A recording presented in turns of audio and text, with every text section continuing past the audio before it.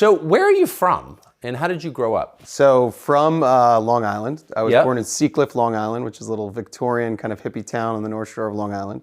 Born on the same street as my wife, Dayton Street. Wow. Yeah, and so for the first 3 years we were together on the same street. I'm a year older, so her mom used to babysit me when I was to eat Cheerios off the floor where she was pregnant with her, which was a pretty funny story. And then I moved to Roslyn Harbor, which was a mile away. And then we went to nursery school together, ended up in the North Shore school districts. My mom was the art teacher at Glenwood Landing School, and went to North Shore High School. We were, prom dates senior year, and then dated for a bit in college, and then reunited after college some years later. But Long Island ended up. What set that Yeah, in like socioeconomic context? Is that like a really rich part of Long Island or middle class? No, we were middle class, very much middle class. My dad worked in the city. He was in he worked for Levi and Christian Dior in sales, and my mom was an art teacher, as I said. So I actually went. She was my art teacher K through 6. Wow. Yeah. So that was So it was pretty a very normal very American. normal, very middle class. 3-sport athlete. Lacrosse, winter track, football. Very kind of, even though it's Long Island and close to the city, it's kind of very Americana. Yeah. Oh, it is. Too. Surprisingly. So then you go to Yale for lacrosse. I did. Well, I went to Yale for the academics, but, but we like to keep that. Yes, but lacrosse was a big part of me being admitted. Absolutely. What did you think of it? Was it a different world from the one you were from? Yale, yeah, absolutely. It's a long time ago to reflect back, but it was certainly there was a big culture shock, both academically and socially, immediately, like first weekend of school. So, In what way? just it was. I got to school, and there were without naming names, I was at the first weekend of school. I wasn't in New Haven, but out in the Cape with folks that the highways in New York were named after, and large condiments and tires and stuff like that. Large condiments. Okay. So it was definitely it was a big culture shock, but I adapted pretty quickly from a academic standpoint. The academic rigor was certainly from a public high school in Long Island relative to Taft or Exeter or Andover. There was a quick learning curve, but it was attainable. And then socially, I think I did a fine job as well too. So ended up at Yale. Went through 4 years. We had a successful lacrosse career there, which was an absolutely incredible experience, and kept you in line, kept you in shape. Yeah. Less distracted from everything. And graduated. I ended up a quick stint into your world. Ended up working on the Olympics for NBC for Bob Costas down at in '96 in Atlanta. And then went on to take a job at Citibank. So that's where I got my first Asia experience. I was fascinated with Vietnam and had studied some contemporary American history in college. My dad was a veteran. He was a Marine, served in combat on the Hai Van Pass. In Vietnam. In Vietnam. So he was in Vietnam when he was 23. I had gone on a trip around the world, and really just one of the stops was Vietnam. One of my. Had he told you about it when you were growing up? He did. We were a little bit irreverent and would tease him about it and get dressed up as fatigues and tell him we're knee deep in rice patties and trying to elicit a flashback or something. Trying to elicit PTSD maybe. Yeah, we were a little wild. me and my 3 brothers and sisters. So he didn't talk about it much, but we tried to bring it up a lot. It was kind of. That's pretty funny. Yeah, it was. So you wound up working for Citibank in Vietnam. I wound up getting a job with Citibank in Vietnam. I kind of orchestrated it through an uncle that had a relationship at Citibank, and ended up getting a management associate job there. They just opened. Doi Moi was kind of underway, which was the not necessarily privatization, but the opening of Vietnam post the war, the conflict, the war of American aggression. Yeah. As they been coached to say, as if you live in Vietnam for some time. So went there, was a management associate. Was in Hanoi for a year, and then a couple of years in Ho Chi Minh City, and ended up at Citicorp Asia Capital Limited, where I was in private equity. So wow, that was the beginning. Where'd you go after Vietnam? After Vietnam, there was a nonprofit that had come through to produce a film about Vietnam, which involved a bike ride on mountain bikes from Hanoi to Ho Chi Minh City. It was Long an way. 18-day ride, 1,200 miles. And we had a production team actually video it. Citibank, they asked me at Citibank to sponsor it. So I wrote like a letter to New York and said, can we sponsor this amazing event?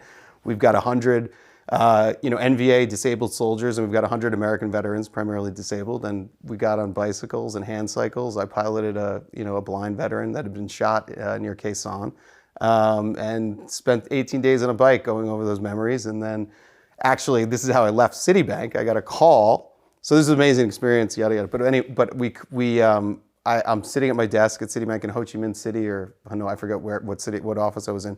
Got a call and said, we had such a great time with you riding on the bike. Would you come back and produce, be a co-executive producer on this film? And you could get a job. One of the benefactors of the charity was a Goldman guy. One was at Equitable Financial at the time. And they're both the CEOs or senior partners. And they're like, we'll give you a job. You have the training at Citi. Just produce the movie for us.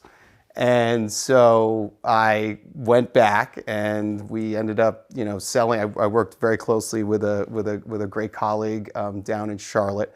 We sold the film to NBC, title sponsor. We sold it to Reebok as a title sponsor. Got Dick Enberg to do the intro. Got Bruce Springsteen to donate a song. Wow. Yeah, Shut Out the Light, and it was a great success. We won the Emmy in '99. So Amazing. Daytime Outstanding Program Achievement. So 1 for 1 television production. This is my So you're an second time. Emmy Award winner. I am, yeah. Amazing. So what did you do after that? So after that, I ended up going. The one kind of principal at Equitable Financial had moved over to New England Financial. So he'd taken a new job as the chairman and CEO of New England Financial. I went into the special, strategic. It was a strategic management group, and did a little bit of. It was primarily almost like an in-house management consultant in finance, like across the business. They put me on a lot of different special projects, and that was my job for the next couple of years. And then we were actually bought by MetLife. And so when New England Financial was bought by MetLife, I went down to New York very quickly in that acquisition. But my boss, who was the CEO and chairman, became the president of individual life at MetLife, a much bigger organization. So it wasn't as interesting an opportunity. So I went out and started a technology company with one of the consultants I'd worked with previously, one of the management consultants. I think it was at Arthur Andersen.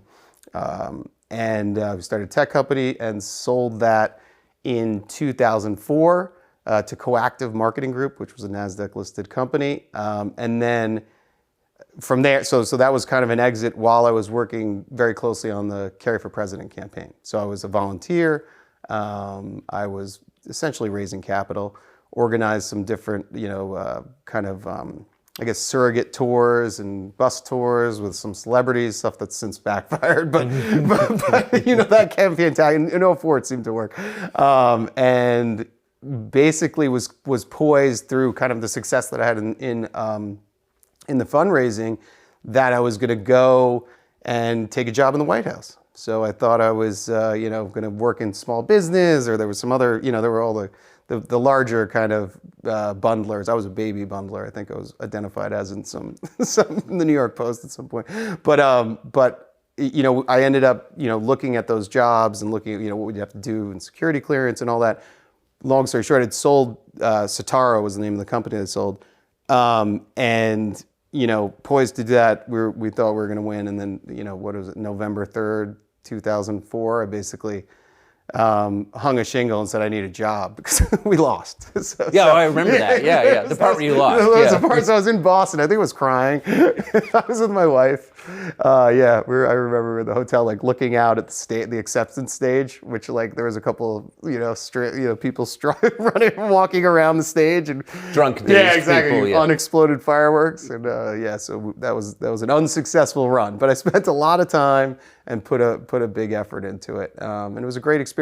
We thought we were doing a great thing, and unfortunately, it's hard to beat an incumbent. So 2004 November, you're you're married, no job. Yep, we're without a job, and I team up with a partner, and we start Rosemont.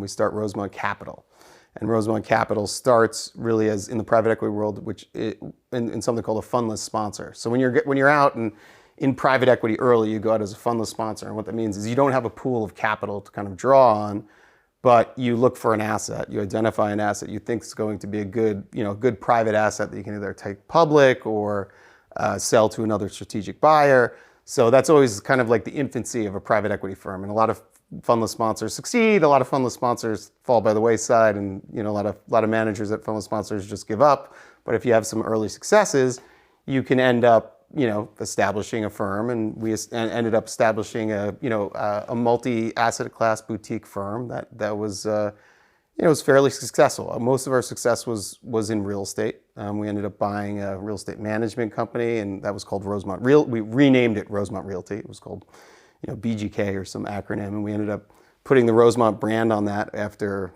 I would say, 5 years in business at Rosemont Capital. And that business was sold later in 2015. But at our peak, we probably had $3 billion of assets under management, which is kind of like your scorecard as a private equity manager. We'd done some great things. Was Hunter Biden an original partner at Rosemont? No. Hunter Biden, I met really, or I had met him before, but had like substantive conversations at a lunch I met in 2008, 2009. So you were already. It was 5 years, established Absolutely. with the business by then. Yes, business was quite established. We had raised. We were in the Rosemont Seneca Partners came along. Really, at the time that we bought Rosemont Realty, so around 2010. I don't know the exact dates right now. It's a while ago. But Rosemont, we had an initial fundless sponsor deals, so 2 or 3, 4 deals that we did independently and worked those deals. Then we'd raised a fund, so we had a 2007 vintage fund, which is the year that you started. It's very clever.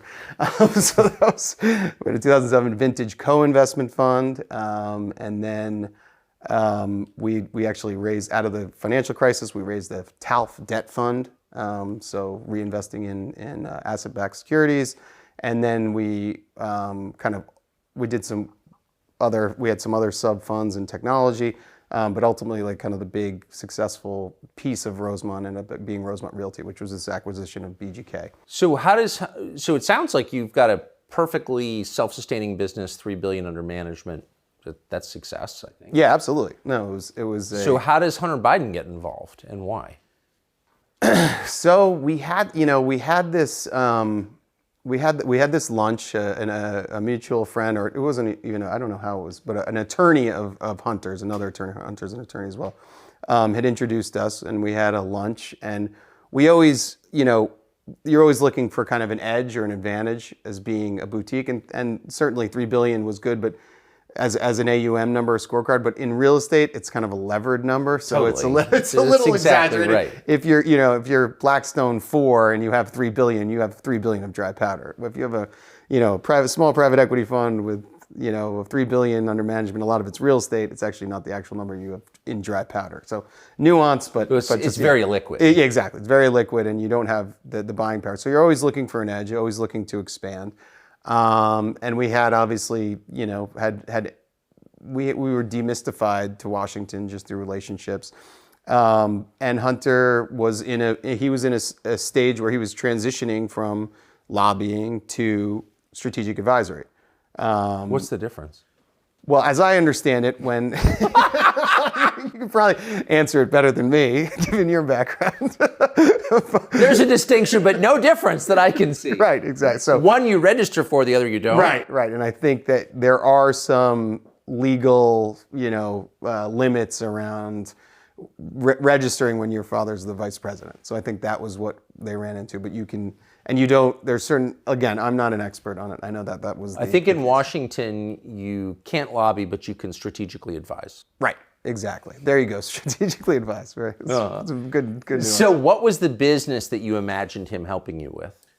The core business, what we really hoped for was raise introductions to capital, to raise more capital, right, and deal flow. So the things that make a private equity fund successful, whether it's in real estate or asset-backed securities, or just going out and looking for operating assets, it's finding unique deals, and then finding the capital to actually invest in those deals and make them worth more money. Right? Exactly. But you got to have the dough. Right. You got to have the dough. So I think in the back of our minds, the initial strategy was, okay, we can expand our network exponentially.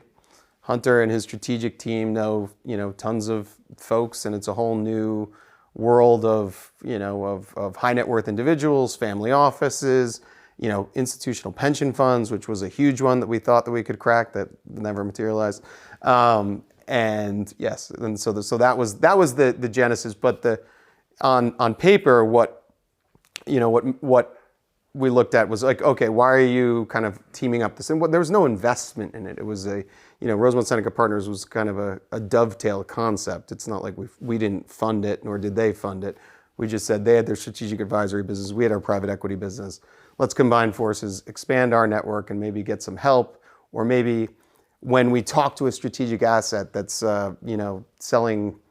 We had a company that sold body armor, for instance. Maybe we could get a military contract because someone in DC knew the Pentagon people.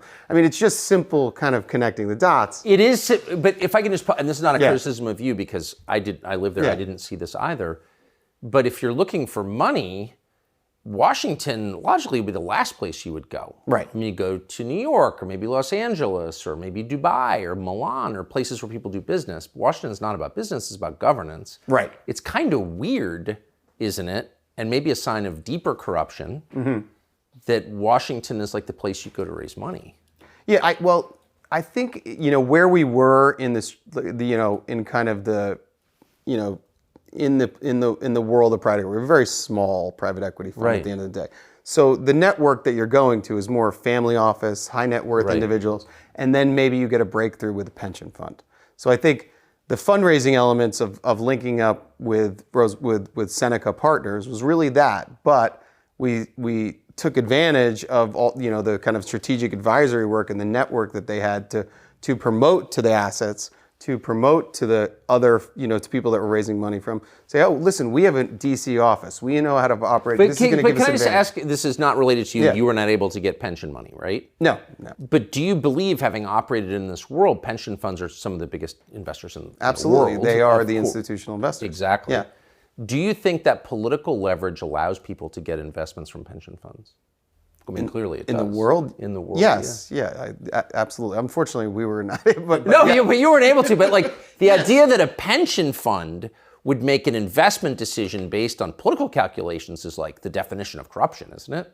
Yeah, I think that I think there's an entire world and business that's been focused on trying to create those lines of demarcation. I mean, it's one of the biggest. I mean, all the pension managers. I mean, it's a whole world to. It's a bigger discussion, but yes, obviously that would be the ultimate form of corruption. So just to sum up, what I think we're hearing so Sure. far is that you're on a pretty conventional business track. Correct. You're working for a big bank at first, and then you decide to move into this burgeoning private equity world, Right. which really was exploding at the time. And then at some point, having gotten the business off the ground and it's succeeding, you look to Washington for opportunities there. Right. And you run into Hunter Biden or are set up with Hunter Biden. Right. I'm set up with Hunter Biden, and again, at that time, it seemed like it was hindsight's 2020, but course. it seemed like an opportunity to just broaden our network, broaden our competitive advantage on the deal side by having this access or regulatory understanding of DC is how we properly say it, and maybe expanding our and getting lucky with a pension fund introduction. Yes. Or another, large family, maybe there's a political donor that's a $1 billion family office on the West Coast that Hunter has a relationship with. So I thought that was enough reason to kind of not invest in a new company, but just, flirt with a joint venture at the end of the day. So, and you're in your early 30s at this point. Yeah, You're trying to early make your 30s.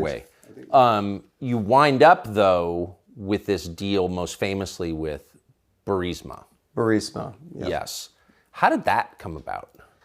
So the Burisma deal came about initially, the CEO, Zolszewski, and Vadim, I'm going to abuse the name.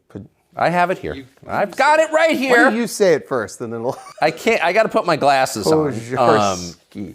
Yeah. Yeah, so Vadim and Nikolai come through. They're working with they're in the network. Again, you're always expanding your network in raising capital and private equity, and work with this group, Tri Global Group, which Famously also worked with Mayor Giuliani, which Yes. was another one of their clients, which we found out later, but it was kind of interesting.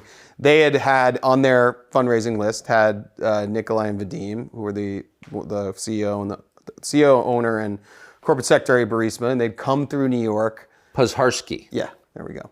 We'll just use Vadim, I think. It's Vadim. So they come through New York. I was actually on a business trip in Asia, and they're taken through, and the Tri Global Group says we're working on these things. One of the funds that we're marketing is Rosemont Real Estate Acquisition Fund 1, REEF, and they show it to them, and that's probably I'll probably get the dates wrong, but that's maybe in the early the 2012 range. Okay, so that's the first context. We've got a placement agent working on Rosemont Real. They're on commission business with Rosemont Real Estate Acquisition Fund. They meet Vadim and Burisma. I don't know if they had known each other before, but there's this a mini Gark, as we call it, and a mini Gark and Vadim, who's the corporate secretary. They come through. They pitch. They give him the deck. I don't know if they spent any time on it. The deck being the marketing presentation for REEF. And nothing happens. They don't come in as an investor, but Tri Global was successful in identifying some investors for us, not Burisma. Cut to 2014, and I'm in the midst of a trip to Europe, and we're doing a strategic deal with a large bank there. And I get there, late February, early March, and it happens to be the day that Putin invaded Crimea, a peaceful invasion of Crimea, as they say. And so our deal falls through because there's all these basically it's like this huge paradigm shift, obviously, after Maidan. Yes. And, everything changed in Europe, and it became this, there's this new inflection point of Ukraine, and that really started there on those days. So needless to say, our strategic deal with the bank falls through for Rosemont Real Estate Acquisition Fund. So we're quickly pivoting because at the same time we're raising for Rosemont Real Estate Acquisition Fund 2. So I happened to be at a meeting, and Tri Global says, well, are you still trying to raise capital? So would you like to meet with Nikolai Zolshevsky to pitch your wares? I bring the deck to him. We go through the presentation, and he says, interestingly enough, he knows, obviously he's calculating. He had made some moves earlier, which I'll tell you about.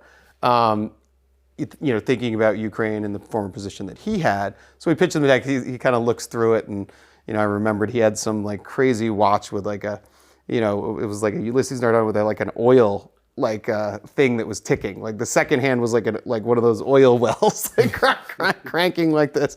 Little I know it was a natural gas rig, but so it was hard to decipher. But anyway, it was quite an impression. He again, for the second time, kind of ignored the real estate pitch, and mentioned in the meeting, he was very polite, but he was obviously not interested in that. Mentioned, he said, President Kwasniewski of Poland has joined my board a couple months ago, and do you mind if he gives you a call? That was kind of like our departure. And I said, yeah, wonderful. Please follow up and write a $100 million check into Rosemont Real Estate Acquisition Fund 2. So we never had another discussion about that. And the next day, maybe 48 hours later, Kwasniewski and Vadim, who's the corporate secretary, who was not at the first meeting, but he was in New York, a couple years back. Kwasniewski calls me, says, you want to come to Warsaw? I want to, tell you about Burisma. And I kind of had a hint, but I didn't have a pure picture. It was the president of Poland. It was the president of Poland, yeah. Yeah, so it was. So you happen to be over there trying to raise money for a real estate fund. Exactly. I was there for a big strategic closing that got completely blown up by world events. Exactly, by world events. So you're over there to raise money for your real estate fund. Correct. From the guy from Burisma, because he's just a rich guy looking to diversify. They make a ton of money selling natural gas, and they want to invest it. Right. He's not interested in your pitch, and he says, by the way, since you're here, I'd like you to talk to the president of Poland. Yes. Who then calls you. Yes. It was coordinated by Vadim, but yes, eventually we somehow got connected on WhatsApp, and yes, calls me, invites me to Poland. I was on a lot flight from, or whatever what the airline's called, I think it's LOT, from JFK within a couple days. And I flew directly to Warsaw for 36 hours, sat down with Kwasniewski, and he said, listen, we've got a great opportunity, energy independence for Ukraine, this company Burisma, I joined the board. There's we've looked at your profile, I know, you got Rosemont, you can raise, and the idea was to raise outside capital for Burisma. So they were like, come join the board. It's a very high paying opportunity. It wasn't, we didn't talk details on that in that particular meeting, but he's like, trust me, and there's a chance to build an equity position in this business, and this could be, the next Exxon of Ukraine or whatever. I think there's some discovery emails that talk about that. Yeah. So well, why wouldn't it have been? I mean, it was a real company. Exactly, real company, incredible management team, new age equipment. But why you? Why me? Because I was a bereaver. You were a true bereaver, huh? I was no. Why me? No, it's just interesting because you're raising money for a real estate fund, but then the guy from the natural gas company says, talk to the president of Poland about joining the board of our natural gas company. Right. Was Hunter Biden mentioned at all? Hunter Biden was not mentioned, though. I mean, I can't deny that they did some research about Rosemont Seneca Partners, but because it just seems like it was not mentioned. It was not mentioned to me. It's a little. I mean, you sound like a very capable business operator, but not someone who specializes in the energy sector. No, I've had a diverse portfolio. Right. Well, now you know a lot about energy. Now I do. Yeah, but then. Right. Agreed. I had one energy investment that we had made in Texas, but that's true. I was certainly not by any stretch of the imagination an expert in excavating natural gas. Right. But the president of Poland is asking you to join the board. I mean, by the way, lots of weird things happen in life, but I just kind of suspect that maybe this was all about getting Hunter Biden involved. I think that they saw an opportunity to raise capital. I think that they thought that I was close enough to political powers that I don't think that was their initial intention, to be completely honest. I don't think they were like, I was a mark that they identified and then found Hunter. I think it was a little bit more natural than that. And at the end of the day, similar to kind of what happened in my fate, that, be careful what you wish for. Yeah. So how did he get involved? It was as you go on with the progression of the story. So he's obviously a partner, and we're always looking to incent each other and include each other in each of our opportunities. And what happened was I came back, I joined the board, or I started the process of joining the board. I did join the board. I think I was on the board in March of that year of 2014. Was probably my first month there. And then I came back, and Hunter was of counsel, and so what I did is I brought him on board, as counsel to legally represent the company and help them, and basically have a firm in DC that would look out for their best interests, or kind of their any kind of geopolitical. I'm sorry. I'm calling bullshit on just this one thing, okay? So this is a city filled with law firms. Yes. Where every... Yeah, but Hunter was my partner. I know. I'm just saying, this is a city where the number one job for a college-educated Caucasian man is lawyer at a firm. Right, exactly. Right. And a lot of those firms deal with foreign transactions and business and whatever. Hunter Biden doesn't have actually a meaningful history as a practicing attorney. I mean, he's been in the kind of lobbying world. So, I mean, that's an influence play, right? There. Yeah, I think the firm that he's with counsel was prominent and had a large business in lobbying. So I think it made sense, and it was also incenting a business partner of ours, and it was a business partner of mine. I think it was it made all the logic in the world, and I think if it stayed like that, it would have been a little history would have been very different. History would have been. So how did he wind up on the board of Burisma? So what happened was we quickly developed. There was a team from Burisma that came into DC, did some meetings. There was a kind of a lead practitioner on the law side that was brought in to be like the Hunter was a relationship manager, and then there was like a lead for what things that needed to be done. We need to lobby Is for this or that. relationship manager, is that like a business card title? It's generally like of counsel at these law firms. It's to make introductions. Yeah, of course. I just love that want phrase. One of those. I should have gone to law school. I aspire to be that. No, it's So good great. gig if you can get it. Anyway, so no, this is a natural progression. So we hire, and then, a month or two goes by. We're at an economic conference in Italy, Lake Como, which was nice. Beautiful Or hotel. if I can say, as your friend Vadim calls it in a letter I want to ask you about in a minute that we got, is May of 2014. Following our talks during the visit to the Como Lake. Yes, the Como Lake. Exactly. Lake Como. Absolutely. It was gorgeous weather, and it was May of 2014. And so, that trip in DC Vadim had been on that trip. I forget if there's other executives there, meeting at the law firm in the conference center or large conference room, and got a lot done, and it seemed to be off to a good start. They visited us, Vadim and Nikolai visited us at the Villa d'Este at this economic conference. And Hunter, was of, the relationship manager at the time of counsel, and they, kind of struck up a conversation, and Kwasniewski was not there, but on WhatsApp and kind of in the conversation. And I think, similar to what, as opposed to like me being a mark in an orchestrated effort to get Hunter on board, I think they all of a sudden saw, the relationship that I brought by doing this, and thought, wait, we can go a step further. We got the president of Poland, we've got this, a couple of finance guys on the board, we've got a couple of Ukrainians and Cypriots for regulatory reasons in those, in those domiciles, and we can get the son of the vice president on the board. And they saw that opportunity and they made the offer. And I think At the meeting in Lake Como. At the meeting in Lake Como. So that's fast. I was not at that meeting, but it was a meeting that was done in a sidebar and the idea came back, and I think a month later it was. So what's so interesting? So here's this letter that I referred to at the Como Lake.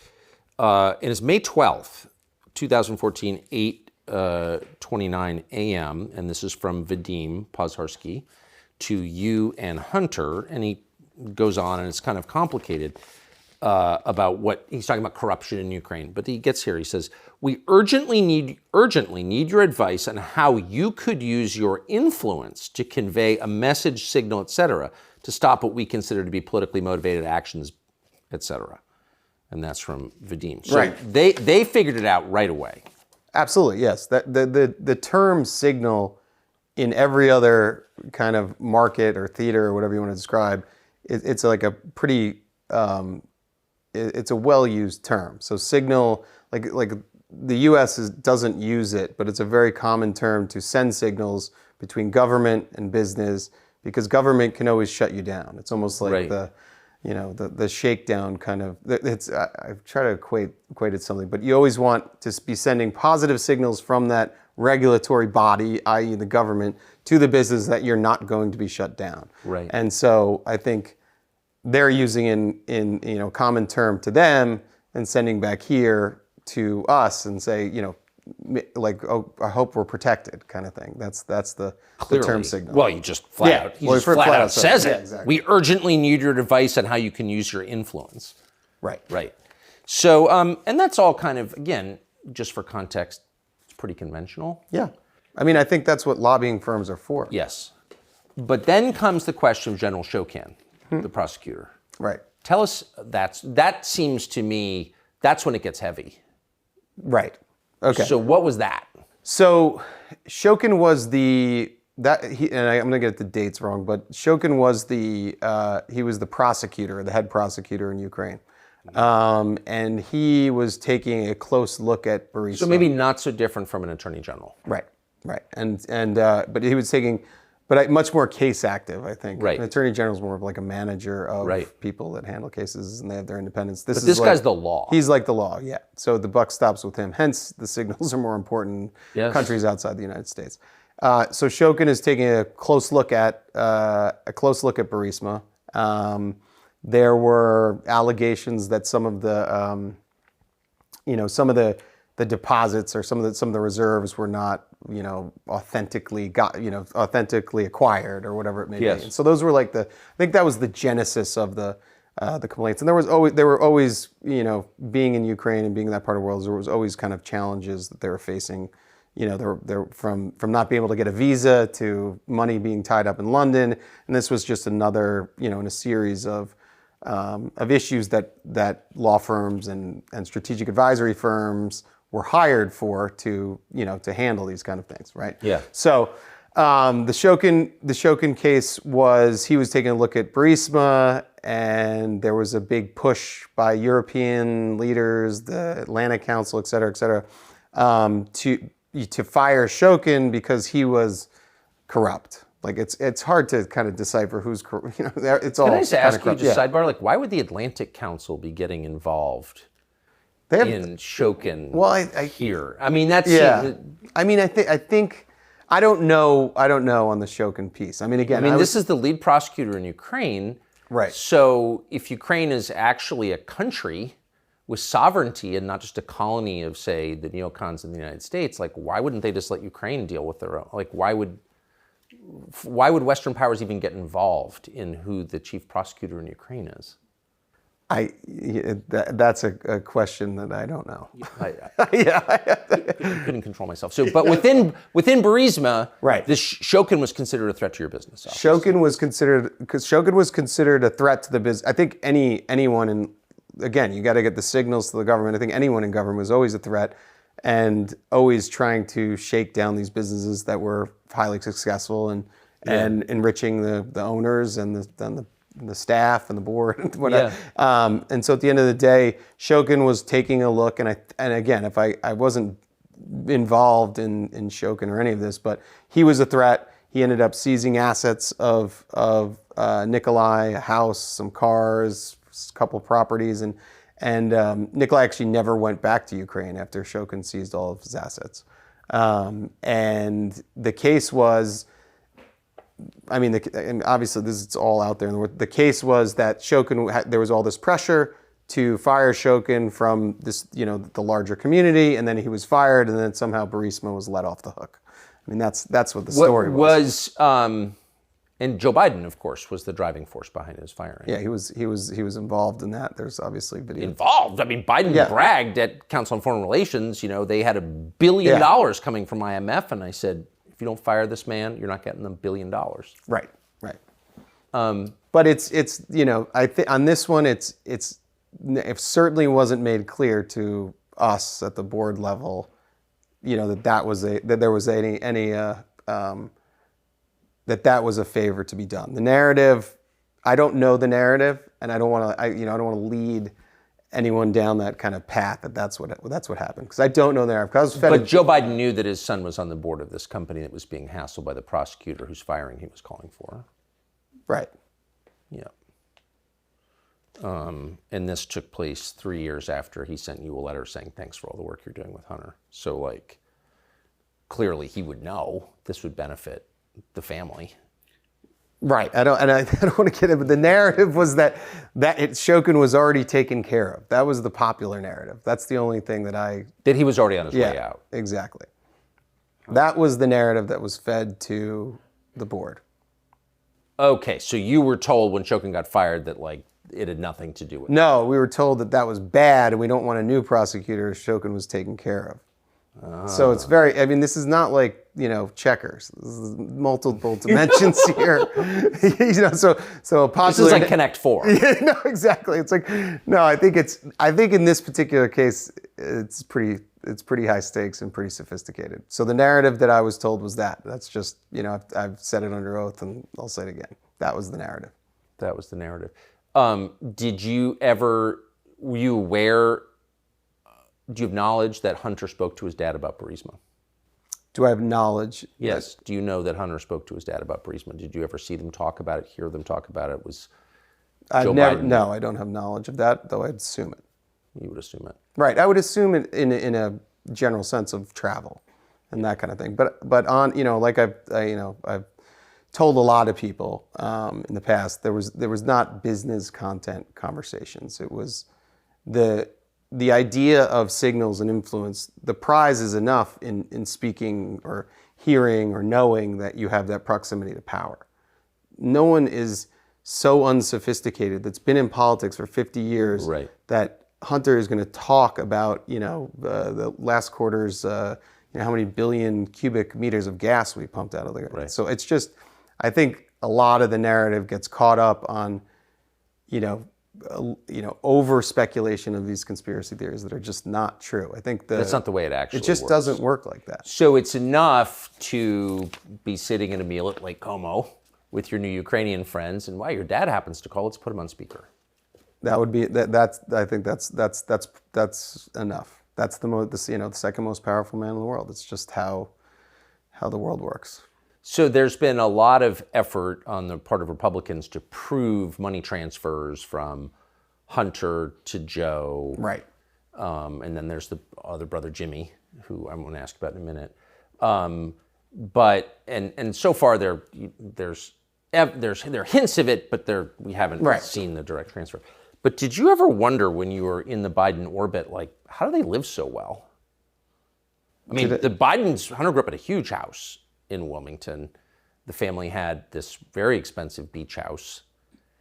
And how do you do that on a politician's salary? We don't pay our politicians very much. Well, I think Hunter had a successful lobbying and advisory business. Sure, but these are his dad's houses. Right. How does that, did you ever wonder, how do you do that? Well, at that question, I really only was under the kind of tenure at the Naval Observatory, so I knew the government was paying. We were paying for it. Yeah, no, of course, but they had these other houses. Yeah, I was at Bo's house, I was at Hunter's house, but those were the houses. So that was not something that I often thought about. Put it that way.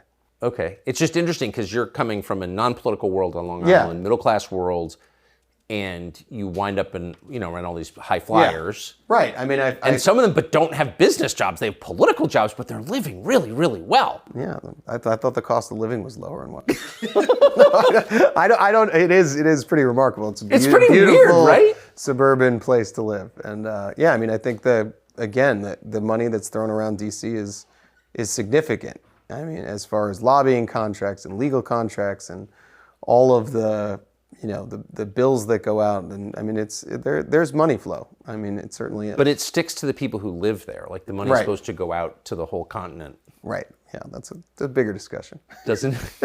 Interesting. So when Biden called for Shokin to be fired, right, very publicly, and then got it done, bam. Right. What did you think? Again, the narrative.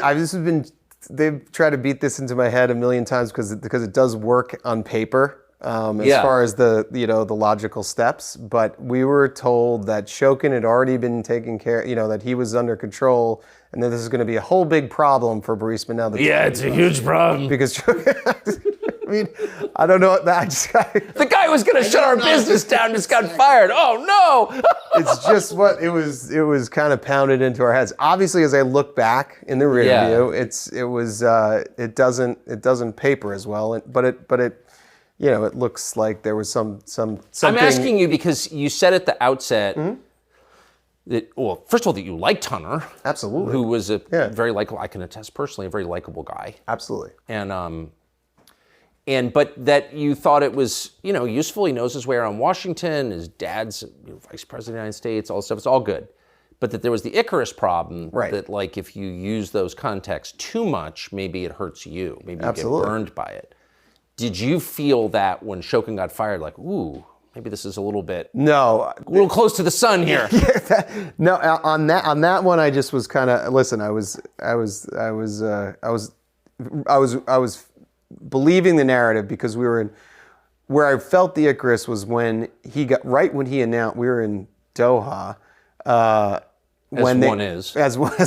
one is running around with some of the royal family at another conference, and part of the benefits of actually doing the Rosemont-Seneca partnership, you're getting access in these meetings. Anyway, long story short, we're in Doha, and they release some picture on the website that Hunter had joined the board.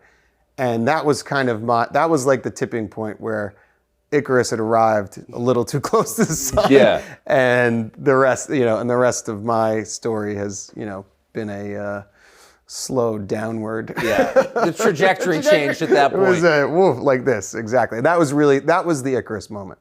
When I saw that release, and I saw, it was the middle of night. Burisma that had released that? Burisma released it, didn't tell us, and it was like the most Googled news story like in the world for 18 hours.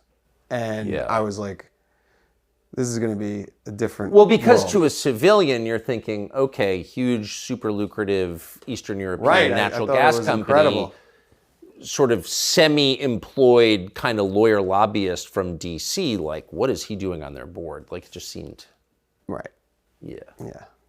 And that it really, at the time, I was I didn't have, we didn't calculate the risk appropriately. And the rest is history. So whether or not Hunter convinced his dad to come out against Shokan, and there's debate. Right.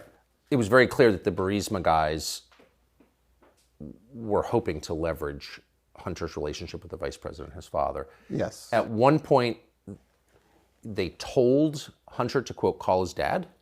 Yeah, I think referencing the email that you put earlier, there was constant pressure to send signals, to leverage all of his dad included, but the Biden brand, all of the DC insider and relationships to help Burisma survive. I think that's at the end of the day what we're talking about. I mean, that was the idea. That's what he brought. It was that ability to help on the geopolitical stage, keep them out of trouble, keep them out of investigations, unfreeze assets, unsuccessfully, unfreeze visas, and the first challenge, which was there was a 23 million pound account that was released to Burisma because of alleged non-cooperation by the prosecutor. I don't know if Shokin or the guy before that, but that was successful. And I think... Did Hunter help with that? The perception of him being on the board probably provided a halo that helped with that, but no active, there was no active... But they were not consulting him on like pipeline construction or wellhead design. No. It was hiring lobbyists and law firms and various like NGOs to, help clear the path from, regulatory roadblocks at the end of the day. When they asked him to call his dad, did he?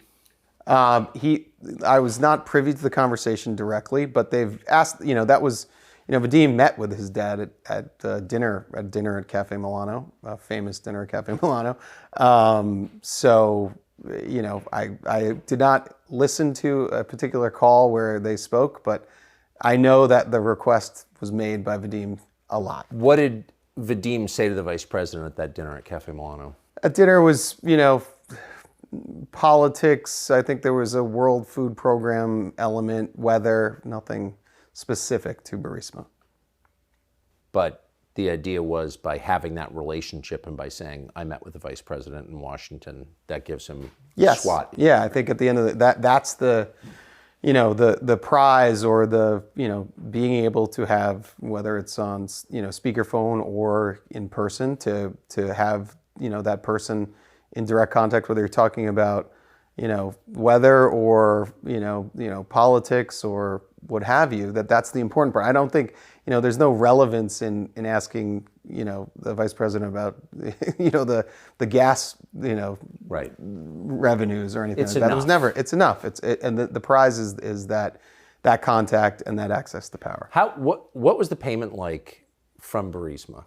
Like, what did Hunter get? I mean, he famously made $83,000 a month. It was 80. Yeah, it was taken into a company. It was 283. Like the contracts were around board seats, and then the kind of scope of work was him on the governance side, as we've talked about. And I was in, first to raise capital, but then after the Doha, Google situation where they announced him on the board, raising outside capital was out. So it became international expansion. So the payment was $2 million a year to one of our LLCs. There were other business activities that happened in that. We had to pay some of the cap intro guys. that introduced us initially through the Rosemont Realty. So he, the payments were, and I think it's incredibly well documented. Initially, it was about $700,000 a year. It built to about $1 million, and then it was, I think, less for the rest of his tenure. The second his father left the VP's office, it went down. I think that happened. You think that happened? I think that I was long out of it by then, but I think I've been told that. What about gifts? And this is a part of the world where people give gifts, right? And those gifts are a kind of non-taxable payment. You could argue. You could argue. Were there gifts? There were some birthday gifts. A watch. A watch. Just Timex kind of watch, or no? What was the watch? I believe it was a Hue-Bolt. A Hue-Bolt. I'm not actually sure. I shouldn't even say that. But I don't know. But I know there's a birthday gift. I've also been refreshed in my memory through the series of documents that have been put in front of me. Yeah, through your testimony to the Congress. Might have been. Yeah. Exactly. So a watch like that would cost like ballpark? $50,000 to $100,000. Yeah. So real gift. A real gift, meaningful. So you're working in Ukraine, and just based on our off-camera conversations, we're actually interested in the business. Absolutely. And it's kind of an interesting business, actually. It powers the world. So right, it powers the world. And meaningful business. Yep. In your time in Ukraine, did you notice a lot of Americans running around from Washington, exerting influence over there?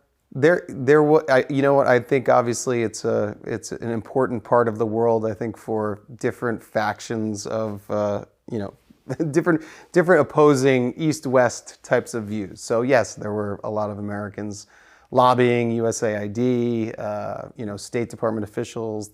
There were a lot of Americans kind of working. Because the picture you paint doesn't sound like a sovereign country. It really does seem like a protectorate or something.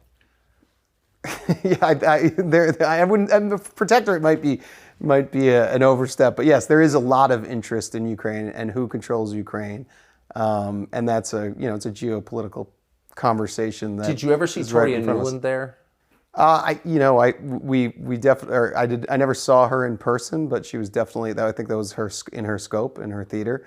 Did she have a lot of influence in Ukraine? She did, yeah, she did. She was. It was constantly trying to curry favor with her. She was one that you wanted on your good side, as I remember. I don't remember the specifics, whether it was, there were some issues with one of the ambassadors mentioned Burisma as corrupt at some point, and that was a big thing, and there was like a big effort to try and redact that. I think there was some lobbying done to her or with her, but did it get done? No, obviously Burisma. I think Nikolai, who came to New York and ate at Cat's Deli back in 2012, looking at the real estate pitch, ended up in Cyprus. I think he's still there. So no, nothing ever worked with that. Though I do believe that at the end of the day, Burisma wouldn't have stayed in business so long, if Hunter was not on the board. So they got their money back. I think they got some years. Why did you leave? I left in something completely unrelated. Because you got in trouble with another company. Correct. Exactly. And so you got off the board, but Hunter stayed on. Hunter stayed on, yeah. How long did you remain in business with him? After we had the issue with that other company, I was no longer in business. With him? With him. I was friendly. We retained a friendship for a couple of years, and then there was it's complicated and can't talk about it because it's an ongoing case. But there was a reversal of a conviction, and then there was subsequently that the reversal of conviction was re-reversed, and after the re-reversal, we kind of never spoke again.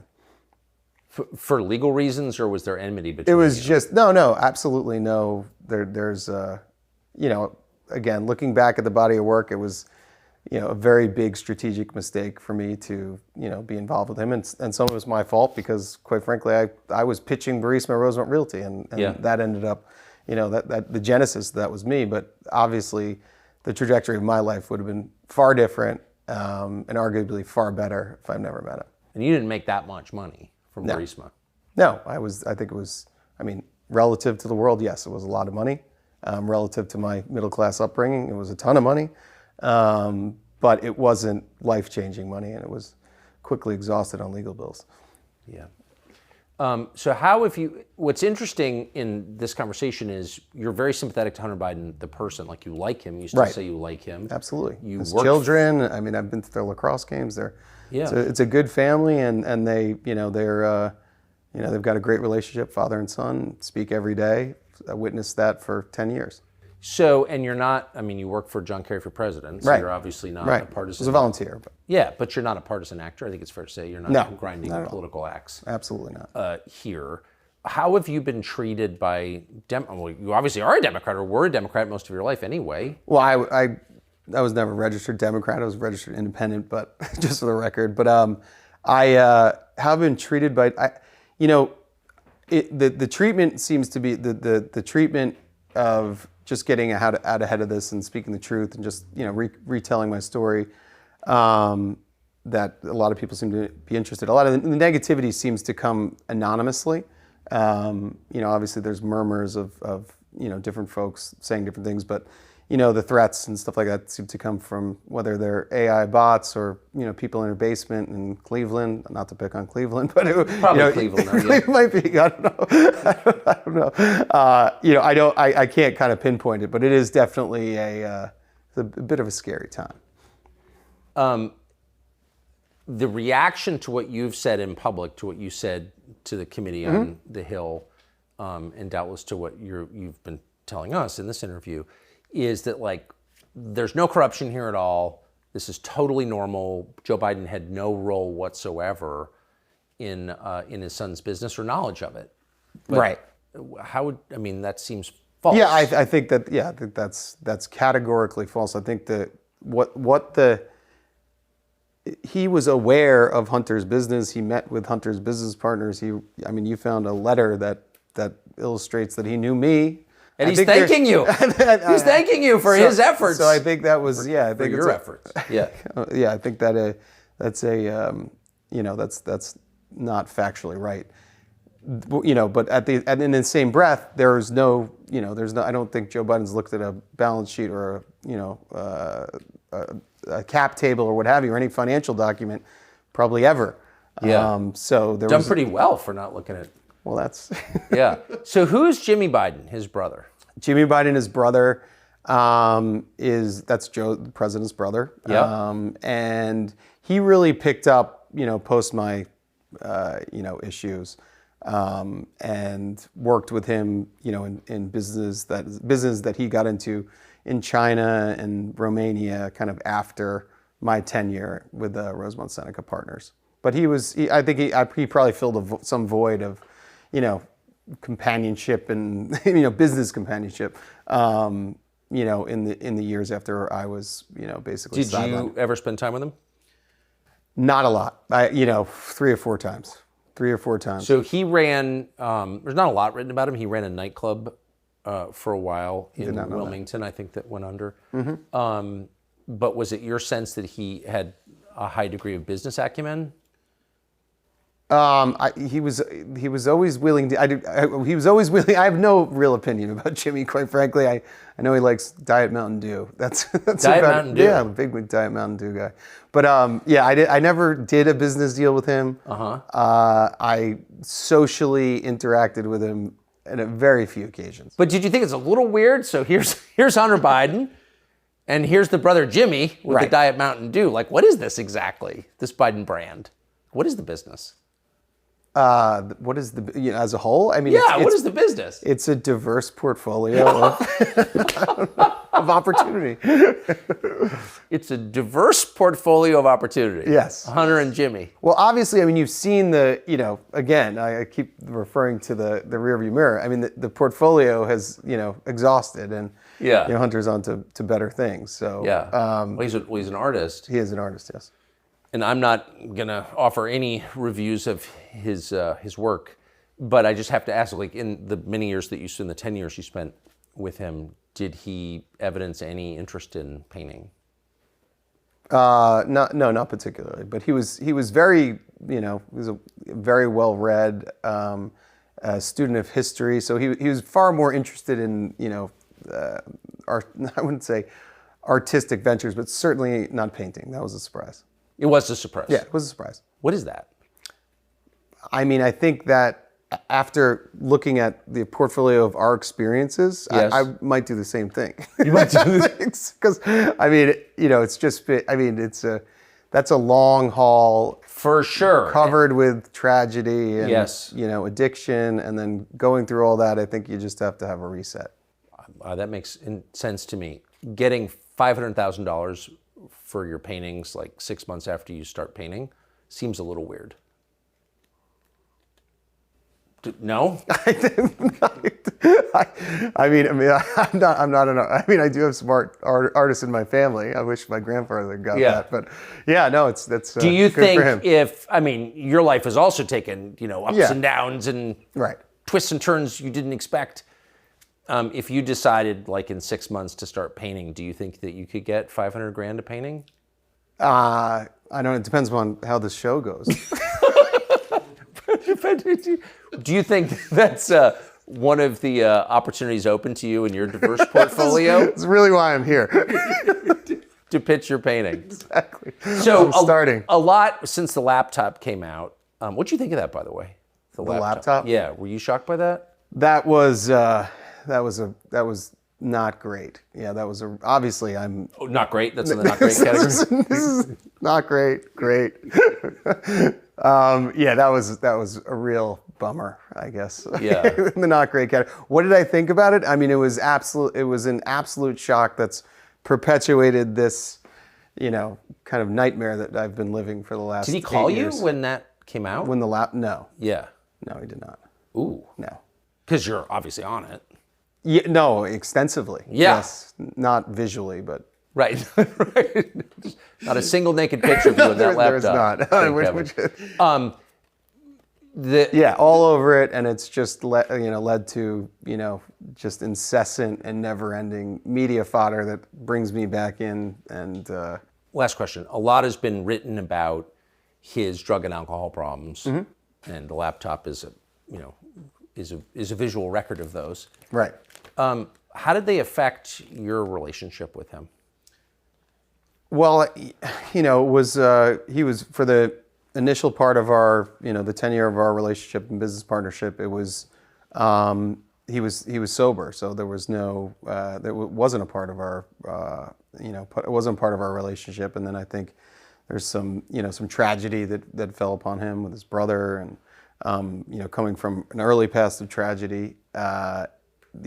Things got hard mentally, and he slipped back in, and obviously that created some chaos, but that was created less effective kind of business decisions. Now, Burisma was already started, so that moment, that tipping point, had already happened at the end of the day, where the downhill spiral started, and I think a lot of those pressures of the media also contributed to it. But you're tethered to this guy in business, right? And then he Yes. starts to fall apart. Right, and it was not. Yes, it was not a. He made a lot of efforts to to repair and go to rehab and get better. And then I again through another business that we're involved in was kind of taken out, and then so I didn't go through the actual kind of full downward spiral and then rebirth. Only You said from you were afar. taken out. Do you think you were taken out? No, I can't comment on that. It's an ongoing case. So. Probably not out of the realm of possibility, one suspects. Devon Archer, thank you for spending all this time. Thank you so much. Appreciate it. Really appreciate it. Younger people say the news is full of lies. In Kennedy's motorcade. 239 people. The death of Jeffrey Epstein.